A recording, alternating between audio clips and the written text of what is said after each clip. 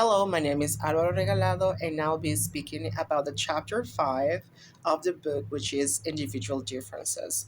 I'll explain, first of all, what the title wants to tell us about this, and then I will explain certain characteristics of what it means. So, first of all, we must say that individual differences, it speaks by itself by saying that every single one has a different approach when it comes to second language acquisition.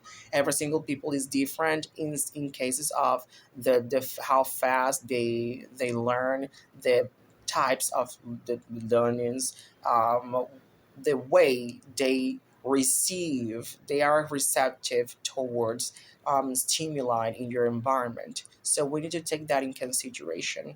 Also, we must say that learners have some characteristics. So we'll summarize some characteristics about good learners, like learners that go the extra mile to get and understand um, by their surroundings. So, first is that they take charge of their own learning. What does it mean? It means that you, as a learner, a good learner, you are going to go to the extra mile in order for you to absorb as much as possible. In this case, a teacher is just a facilitator that is going to instruct you. However, you are the one who need to go the extra mile to absorb that, to own that.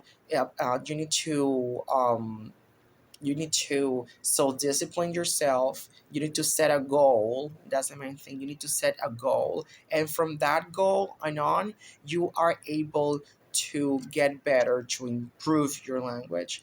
If your goal is to have an intermediate English level within 6 months and you have the skills to go for it, then go for it.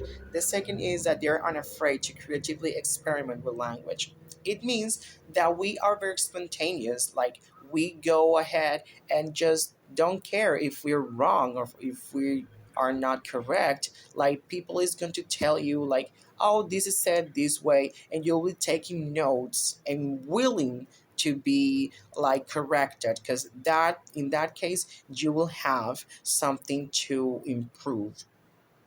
Now, we can say that one of the most important is the use of memory strategies, and not only memory strategies, but production tricks and comprehension techniques. This is very important because if you are very good at, let's say, reading, you're going to start to read and comprehend the things you have read. So further, you will have the ability to express that you have stored in your brain and produce the speech. And that's the last one.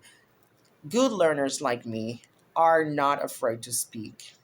I think speaking the language you're studying is one of the fears of second language learners. And you need to understand that it is not your first language. So of course you will have some ups and downs. You have like very good experiences with some things like listening or reading, but you will not have all. Like, you cannot have everything. You need to polish yourself in order for you to have a better like experience, and you need to polish all those aspects so you can have a shaped English. Let's talk now about some cases that englobes everything. Let's say that we have the concrete and abstract like ways for you to understand things. So the concrete is on attention to physical and literal. So this means that you will say things, that you understand things as they have been said. However, the abstract is very important because is the where you'll be able to comprehend something and then giving it your own by your own words what you have understood. It could be subjective, even though subjectiveness is not really like very good. While we are kind of like setting goals, it's very nice to have some sort of like a subjective like a cognitive memory. Why? Because if you like literature, for example, and you like fantasy and stuff, we see that there are some retard methods that are used in the in the literature so you can have a better understanding. Also, we can say that we have some independence when it comes to perceptions. Like the independence of perception is like when you understand something and you do not look for any other resource, but you try to get it like in the input and then express it using an output. And finally, we must talk about the left brain and right brain dominance.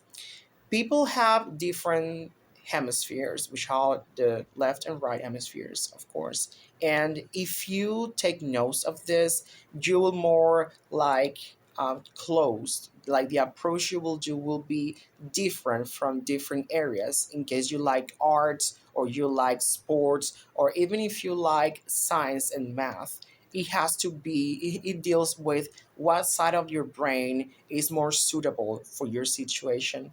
For example, I'm kind of like well rounded, being like 64% like left brain.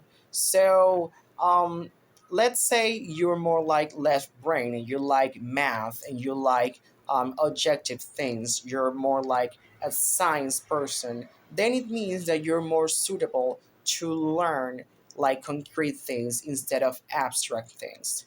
So this was my exposition about the chapter 5, individual differences.